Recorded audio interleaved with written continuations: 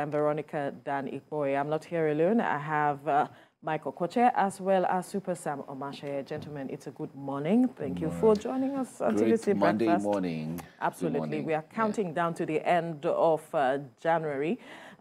Thank God the extension has been done, because there would have been a lot of tension in the air this morning. But then that's not our focus with regards to our first conversation this morning. It was a Black Sunday.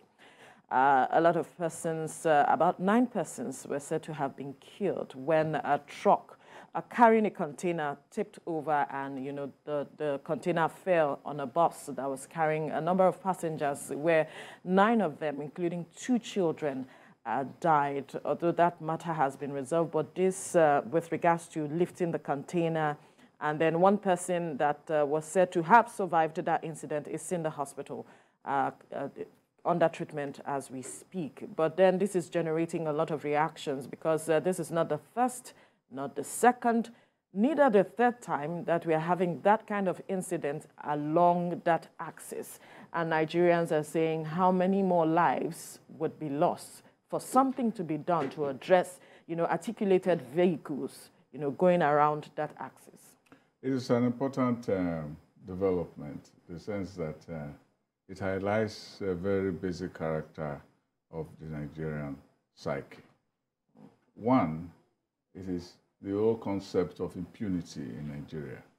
When it is impunity on both sides, you have a truck which is unhinged, and you have a bus stop which is not sanctioned. Right. So you have 2 illegalities.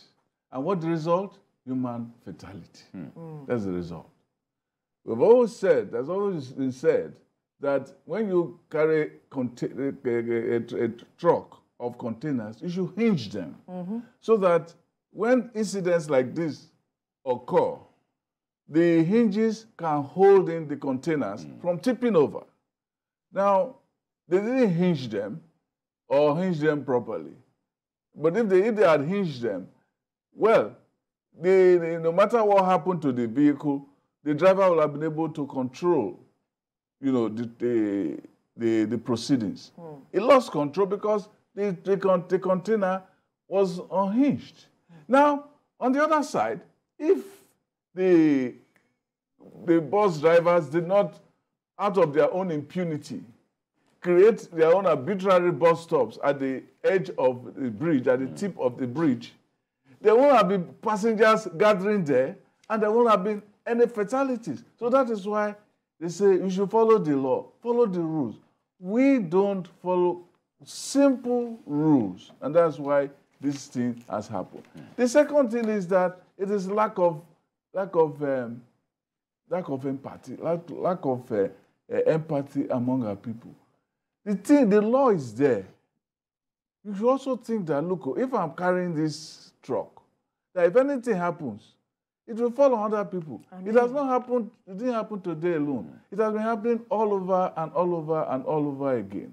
And I think the law enforcement people have to go to take this very seriously. The point, though, is that when they stop them, they give them bribes and they let them go. They say, don't do it again. So corruption is part of it. Yeah. So that is a terrible thing. In fact, reports have come out that they are going to investigate the barriers that are meant to stand as a barricade, not allowing articulated trucks pass or move around that axis.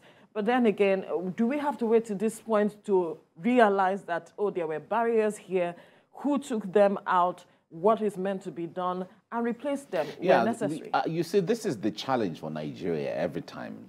Enforcement of rules, regulation, and all of that.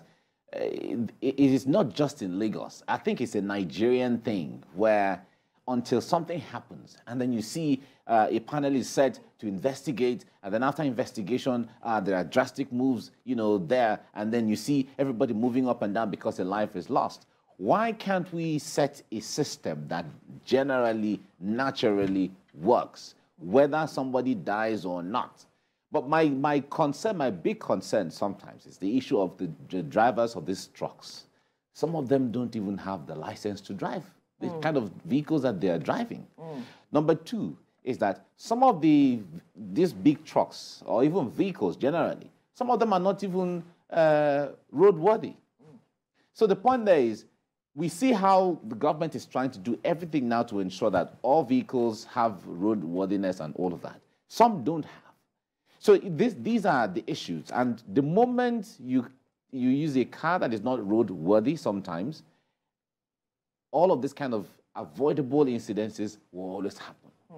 So I think when it comes to enforcement, there has to be a stricter enforcement. If you travel to developed societies, everybody conforms. Even, in fact, go to South Africa here. Everybody conforms. Anyhow, you conform to the thing. You conform. Just conform. But when you come to Nigeria, it's like, oh, everybody, anything goes. The way, the freedom we have in this country, you don't experience it anywhere else in the world. And that should change. Where everybody is free, nobody is free. Right. So there's somebody who sang a song, Nigeria Jaga Jaga, everything scatter, scatter. Well, we can only hope that the government does something this time around, now that it has said it is looking into the matter, such that Nigerians can actually trust the government to address this matter. And we begin with this sad story from Lagos State as a truck conveying 25th container fell on a commercial bus, claiming 9 lives, being 4 male adults, 3 females, a girl, and a boy. A statement from the Lagos State Emergency Management Agency says the bus was picking up passengers when the truck lost control and fell over the side of the bridge. After suspending the container load with the aid of the agency's forklift and cutting off the top of the bus with light rescue equipment, a single adult woman was extricated alive and taken to the trauma center. The agency says the State and Federal Fire Service, LASMA, and the Nigeria Police worked tirelessly on the situation.